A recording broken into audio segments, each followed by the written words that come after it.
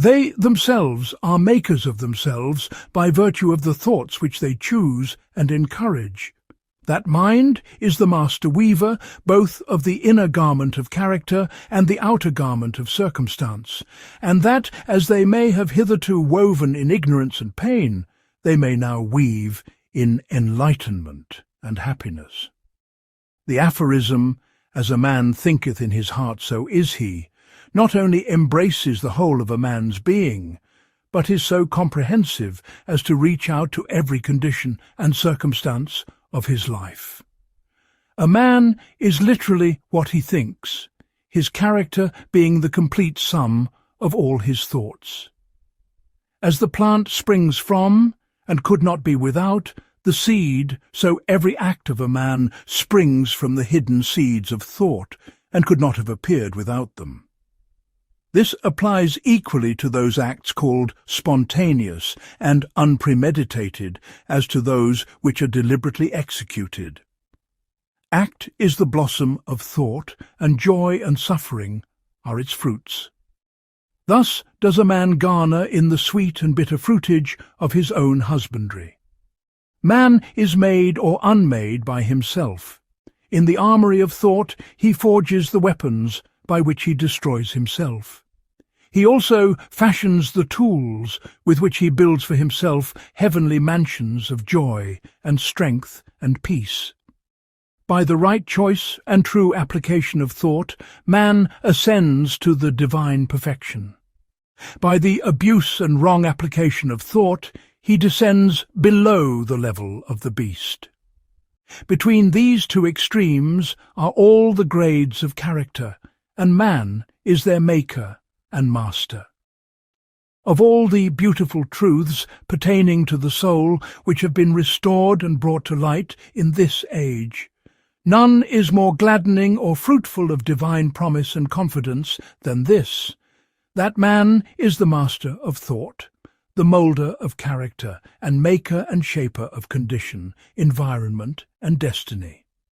As a being of power, intelligence, and love, and the lord of his own thoughts, man holds the key to every situation, and contains within himself that transforming and regenerative agency by which he may make himself what he wills. Only by much searching and mining are gold and diamonds obtained, and man can find every truth connected with his being if he will dig deep into the mine of his soul. And that he is the maker of his character, the moulder of his life, and the builder of his destiny.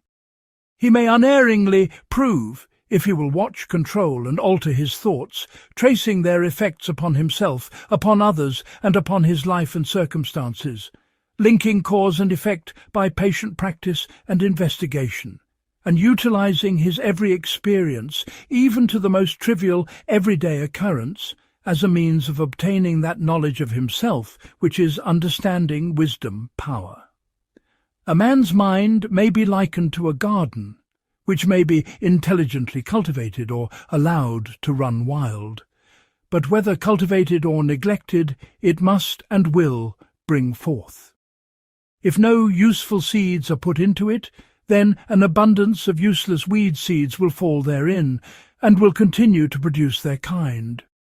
Just as a gardener cultivates his plot, keeping it free from weeds and growing the flowers and fruits which he requires, so may a man tend the garden of his mind, weeding out all the wrong, useless and impure thoughts, and cultivating toward perfection the flowers and fruits of right, useful and pure thoughts. By pursuing this process, a man sooner or later discovers that he is the master gardener of his soul, the director of his life. Every man is where he is by the law of his being.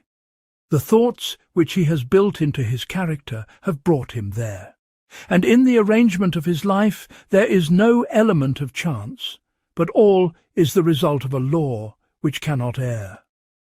As the progressive and evolving being, man is where he is that he may learn, that he may grow.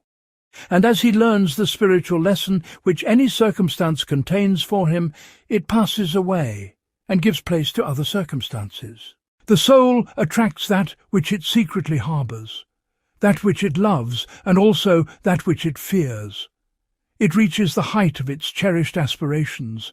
It falls to the level of its unchastened desires, and circumstances are the means by which the soul receives its own. Circumstance does not make the man, it reveals him to himself. Men do not attract that which they want, but that which they are. Their whims, fancies, and ambitions are thwarted at every step, but their inmost thoughts and desires are fed with their own food, be it foul or clean. Man is manacled only by himself. Thought and action are the jailers of fate. They imprison, being base. They are also the angels of freedom. They liberate, being noble. Not what he wishes and prays for does a man get, but what he justly earns. His wishes and prayers are only gratified and answered when they harmonize with his thoughts and actions.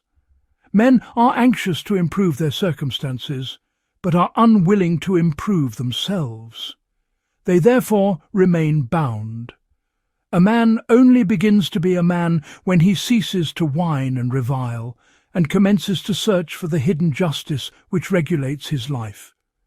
And as he adapts his mind to that regulating factor, he ceases to accuse others as the cause of his condition, and builds himself up in strong and noble thoughts, ceases to kick against circumstances, but begins to use them as aids to his more rapid progress, and as a means of discovering the hidden powers and possibilities within himself. Let a man radically alter his thoughts, and he will be astonished at the rapid transformation it will effect in the material conditions of his life.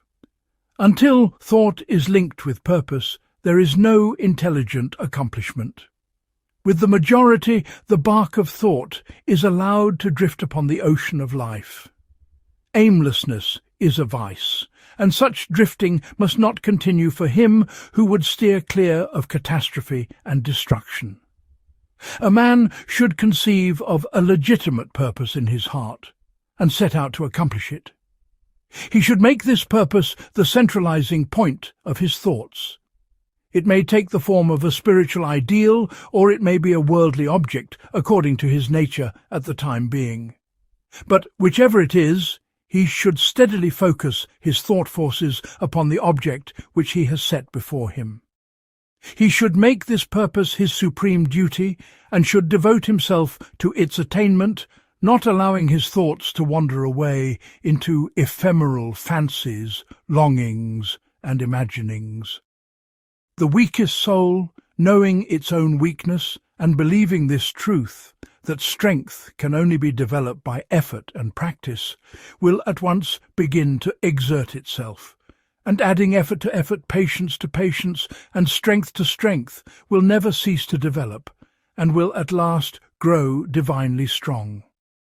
To put away aimlessness and weakness, and to begin to think with purpose, is to enter the ranks of those strong ones who only recognize failure as one of the pathways to attainment, who make all conditions serve them, and who think strongly, attempt fearlessly, and accomplish masterfully.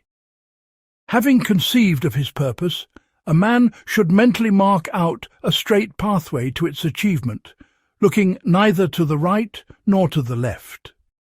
Doubts and fears should be rigorously excluded.